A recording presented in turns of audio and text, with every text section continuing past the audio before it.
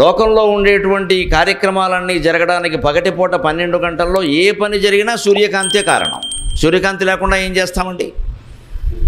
అంటే అన్నిటికీ ఆయన కారణం అవుతున్నాడు, కానీ ప్రత్యక్షంగా ఆయన దేంట్లోనూ పాల్గొనలేదు. ఆయన దారిని ఆయన ప్రకాశిస్తున్నాడు తప్ప.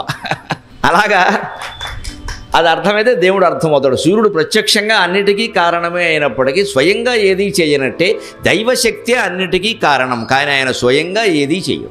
అన్ని రూపాలు ఆయనవే, కానీ ఆయన స్వయంగా ఏ రూపము కాదు. మూర్ఖత్వాలు పనికిరావు. ఈ రూపం గొప్పదా, ఆ రూపం గొప్పదా, ఈ దేవుడు కంటే ఆ దేవుడు గొప్పవాడా, ఎవరైతే బాగా పవర్ఫుల్ అని మన రాజకీయ మాటలు ఇక్కడ మాట్లాడకూడదు. అసలు పవర్ఫుల్ ఏమిటి? దరిద్రం. ఎంఈఓ డిఈఓ లాగా ఏవో విద్యాశాఖలో ఉంటాయి, అలాగే ఏమైనా పవర్ఫుల్ అంటే అర్థం ఏమిటి? పవర్ఫుల్ కాకపోతే దేవుడే కాదు.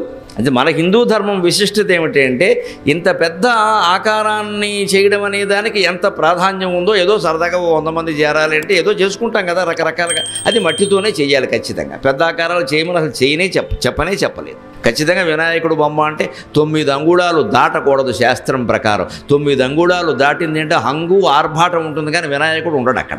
ఆయనకి అది కుదరదు. అది 9 అంగుళాల బొమ్మ సరిగ్గా అంతే. అది కూడా మట్టితోనే చెయ్యాలి. పూర్వం రైతులు హాయిగా గణపతి ముద్ర బల్ల, ధాన్యం రాశి మీద వేస్తారు ముద్ర బల్ల, దాని మీద గణపతి బొమ్మ ఉండేది.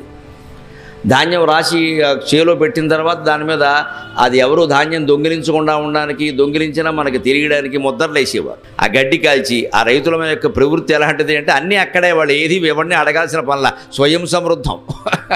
ధాన్యం అక్కడే, దాని మీద కప్పడానికి గడ్డి అక్కడే, దాని మీద ముద్ర వేయాలి. ఆ ముద్ర వేయడానికి నుసి కావాలి, నుసి కావాలిగా గడ్డి కాల్చేవారు. అది మెత్తగా ఇలా చేసేవాడు ఒక ఆయన కూర్చొని. దాని మీద ఈ ముద్ర బల్ల పోసా ఆ ముద్ర, ఆ నుసి ఆ ధాన్యం కుప్ప చుట్టూను, ఆ ధాన్యం కుప్ప చుట్టూ ఒక 5-6 చోట్ల పెట్టేవారు ఆ నుసి ఇలాగా. దాని మీద ఈ ముద్ర బల్ల పట్టుకెళ్ళి ఓ ముద్ర వేసేవాడు, గణపతి బొమ్మడి. అంత తేలిగ్గా దేవుణ్ణి తయారు చేసి ఆరాధించినటువంటి జాతి ఇవాళ లక్షలు కోట్లు ఖర్చు పెట్టేస్తున్నాం ఆరాధన కోసం.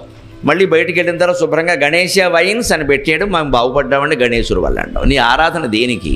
గణేశ వైన్స్ పెట్టడానికా? నేను ఎక్కడో చూశాను వినాయకుడి నామాల్లో ఏది దొరక్క ఇందాక మధ్యాహ్నం బయటికి ఎడుతూ చూసా, స్కంద పూర్వజ రెస్టారెంట్ అండ్ ఇంకోటి పెట్టారు, నమ శివాయ అనుకున్నాను నేను. తణుకు పవిత్రం అయిపోయిందిరా అనుకున్నాను నేను. అసలు స్కంద పూర్వజకి అర్థం చెప్పమనండి పెట్టినవాడిని, తెలియదు. ఎవడో చెప్తాడు జ్యోతిష్యునికి, ఎస్తో పెడితే కలిసి వస్తుందని చెప్తాడు. ఎస్ అంటే సారా కాబట్టి. బారు ఉండేదానికి పేరు స్కంద పూర్వజ, ఇంకెంతకంటే ఏం దొరకలేదా? నేను చూసి ఆశ్చర్యపోయాయి, ఇంత దారుణంగా ఉంది భక్తి అని. స్కందుడు అంటే కుమారస్వామి, ఆయనకంటే ముందు పుట్టాడు వినాయకుడు. ఆయన గౌరవించే విధానం మనం బారులోనా? మన పూజలు ఇలాగే ఉంటాయి. దేవుడు అంటే మన దృష్టిలో ఏమిటి అంటే, మన ఇష్టం వచ్చినట్టు మనం బతికేయచ్చు. ఈ చేసిన వాటిలో వ్యవహారాలన్నీ ఆయన సరి చేసుకుంటాడు. ఎందుకంటే తొండం దగ్గర పువ్వు పెట్టేస్తే గొడవ వదిలిపోతుంది. అది తేలికైన పని. ఎంత పువ్వు పెట్టావు, ఎంత తొండానికి పెట్టావు, ఈ లెక్కలు వేసుకుంటూ కూర్చుంటాం మనం. ఇక అక్కడి నుంచి తొండం పూజ, రేపు ఆంజనేయ స్వామి వస్తే తోక పూజ.